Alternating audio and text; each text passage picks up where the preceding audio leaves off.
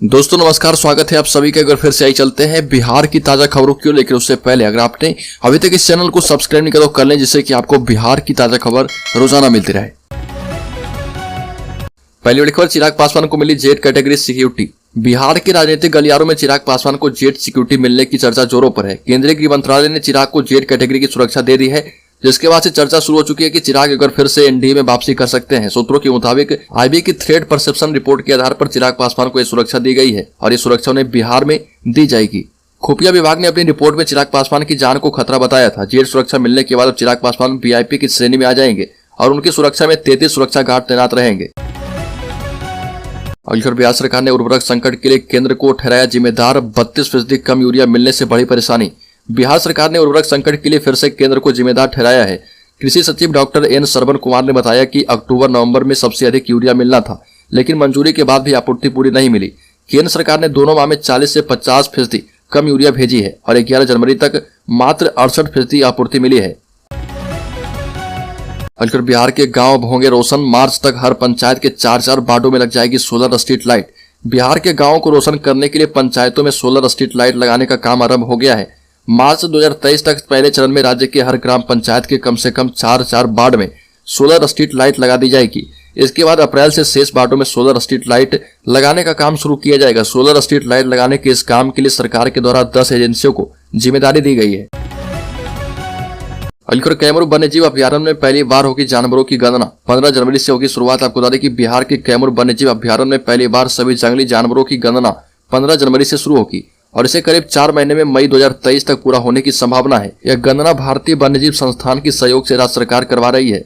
गणना के तहत अभ्यारण्य में रहने वाले जंगली जानवरों की संख्या निर्धारित की जाएगी। इसका मकसद कैमूर वन्यजीव अभ्यारण्य को बाघों के अनुकूल बनाना है। बक्सर हिंसा में सुशील मोदी पर भड़की जेडीयू। हंगामा और तोड़फोड़ के पीछे बीजेपी का हाथ। बक्सर के चौसा में किसानों और पुलिस के बीच हुई झड़प के पीछे जेडीयू ने बीजेपी का हाथ बताया। जेडीयू के प्रदेश उपाध्यक्ष संजय सिंह ने बीजेपी सांसद सुशील मोदी पर निशाना साधा और कहा कि वह मुद्दों पर भी राजनीति कर सकते हैं। बक्सर वाले मामले में पुलिस ने खुद आरोपी पुलिस वालों पर केस किया है और उस पर जांच भी चल रही है। इसके बावजूद उनका यह बयान काफी निंदनीय है। दरअसल पूर्व डिप्टी सीएम सुशील मोदी ने बक्सर हिंसा को लेकर कहा था कि लाठीमार सरकार है, बिहार में नीतीश कुमार है।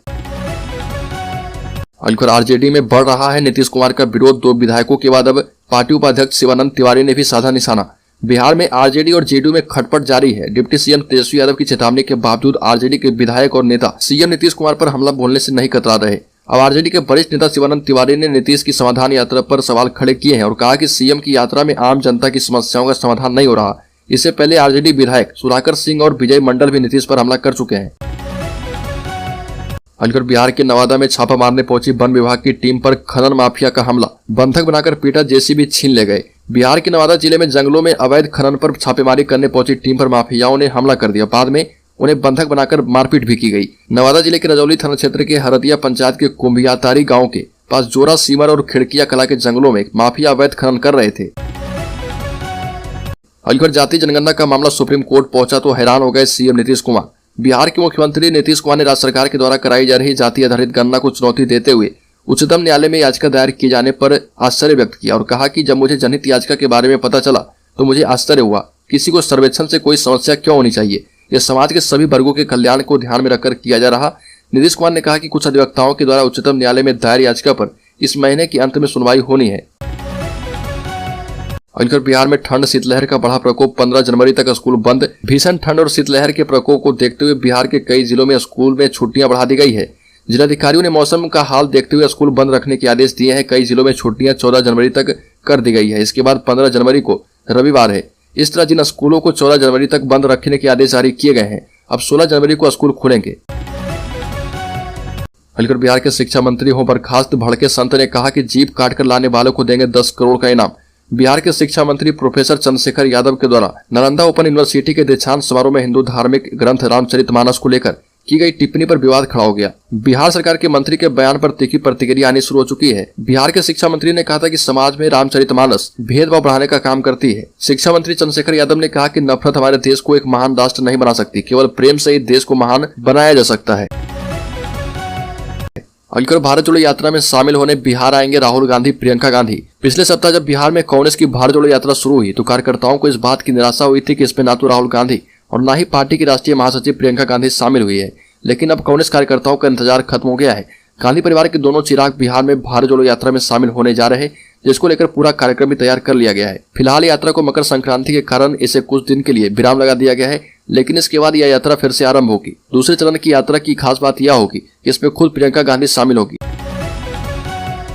जेडीयू के राष्ट्रीय अध्यक्ष एवं सांसद राजीव रंजन उर्फ ललन सिंह ने कहा कि अगर भाजपा बिहार में चल रही जाति आधारित गणना की पक्षधर है तो इस मामले में सुप्रीम कोर्ट में दर्ज याचिका की सुनवाई के दौरान भारत के अटॉर्नी जनरल को खड़ा करे। ललन सिंह ने कहा कि देश के सामने अब एक ही विकल्प है, 2024 में बड़का झूठा पार्टी मुक्त भारत बने। ललन सिंह ने कहा कि राष्ट्रीय स्तर पर जाति आधारित गणना की मांग को केंद्र सरकार ने अस्वीकार कर दिया है। नीतीश कुमार ने उपेंद्र कुशवाहा को डिप्टी सीएम बनाने से किया इनकार। नीतीश कुमार ने कहा कि खाली पद पर राजद कोटे से बनेंगे 2 मंत्री। समाधान यात्रा पर निकले मुख्यमंत्री नीतीश कुमार मधुबनी पहुंचे। इस दौरान मंत्रिमंडल विस्तार पर बयान दिया। सीएम नीतीश कुमार ने 2 उप मुख्यमंत्री बनाने से इनकार करते हुए कहा कि 2 खाली पद पर राजद कोटे से मंत्री बनेंगे। नीतीश कुमार ने उपेंद्र कुशवाहा को उप मुख्यमंत्री बनाने से इनकार कर दिया। नीतीश सरकार के मंत्रिमंडल के विस्तार की चर्चा के बीच कांग्रेस ने दावा किया कि मुख्यमंत्री नीतीश कुमार की समाधान यात्रा के समाप्त होने के बाद राज्य में मंत्रिमंडल का विस्तार होगा। ऐसा होने पर कांग्रेस मंत्रिमंडल विस्तार में समुचित हिस्सेदारी की मांग करेगी। कांग्रेस ने कहा कि हमारी मांग 2 और विधायकों को मंत्रिमंडल में शामिल करने की है और उम्मीद है कि हमें निराशा नहीं मिलेगी। बक्सर बवाल में चौसा उपद्रव्य में 2 प्राथमिकी दर्ज, तीसरी एफआईआर में 1000 लोगों पर कार्रवाई की तैयारी। चौसा में निर्माणाधीन बक्सर थर्मल पावर प्लांट में चल रही पुलिस कार्रवाई एवं भारी उपद्रव के बीच हुए हिंसक संघर्ष में 10 पुलिसकर्मी जख्मी हुए और इनमें से 2 की हालत गंभीर बनी है। वहीं इस मामले में करीब 2 दर्जन किसानों के भी घायल होने की जानकारी मिल रही है। इस मामले में 2 प्राथमिकी दर्ज करने के बाद अब पुलिस तीसरी प्राथमिकी दर्ज करने की तैयारी में है, जिसमें 1000 लोगों पर उपद्रव में शामिल होने का आरोप है। उप मुख्यमंत्री तेजस्वी यादव ने कहा कि हमारी पार्टी और राष्ट्रीय अध्यक्ष लालू यादव दशकों से जाति आधारित गणना करने के पक्षधर रहे हैं। वो लगातार सड़क से लेकर सदन तक पुरजोर तरीके से इस मांग को उठाते रहे। राजद, जदयू और सपा ने संयुक्त रूप से तत्कालीन मनमोहन सरकार पर दबाव बनाकर जाति आधारित आंकड़े जुटवाए थे, लेकिन भाजपा सरकार ने उन आंकड़ों को प्रकाशित नहीं होने दिया। बिहार में खतरनाक लंपी वायरस की एंट्री। लंपी स्किन वायरस ने बिहार में दस्तक दे दी है। गाय और भैंस में काटने वाली मक्खी, मच्छर और टिक्स से फैलने वाले लंपी स्किन डिजीज से 2 पशुओं की मौत हो गई। पटना सहित 10 जिलों के कई सैकड़ों गांवों में 1258 पशुओं में इस बीमारी की पुष्टि हो चुकी है। इस बीमारी से प्रभावित दुधारू पशुओं से इसके दूध में वायरस नहीं आता। अवैध खनन के खिलाफ औरंगाबाद पुलिस की बड़ी कार्रवाई। औरंगाबाद पुलिस अधीक्षक स्वप्ना जी मिश्राम के निर्देशन में सहायक पुलिस अधीक्षक सह सदर अनुमंडल पुलिस पदाधिकारी स्वीटी सहरावत के नेतृत्व में बारून थाना के द्वारा अवैध खनन के विरुद्ध अभियान चलाकर 4 अभियुक्तों को गिरफ्तार किया गया है। साथ ही 5 ट्रैक्टर को जब्त किया गया।